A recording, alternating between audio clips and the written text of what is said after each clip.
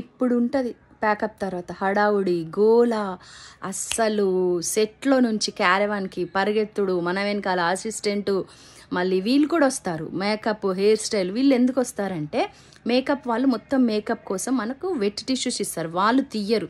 అంటే పద్ధతి కాదంట మేకప్ వేయడం మటుకే వాళ్ళ పద్ధతి, మేకప్ తీయడం అనేది ఎందుకో తీయద్దంటారు, వాళ్ళకైనా సెంటిమెంట్స్ కావచ్చు.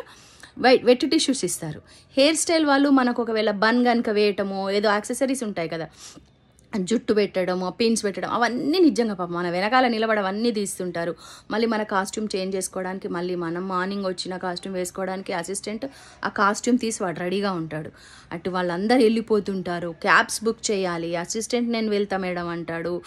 అసిస్టెంట్ని మాత్రం వాళ్ళు కంపెనీ వాళ్ళు మార్నింగ్ తీసుకొస్తారు కదా, పాపం వాళ్ళు తీసుకెళ్ళి ఒక చోట డ్రాప్ చేస్తారు, మిడిల్ స్పాట్స్ ఉంటాయి, అక్కడ డ్రాప్ చేసి వాడు అక్కడి నుంచి వెళ్ళిపోతాడు. ఈ గ్యాప్లో మళ్ళీ మేనేజర్ కాల్ వస్తుంది, అవన్నీ మళ్ళీ రేపటి గురించి చెప్తాడు.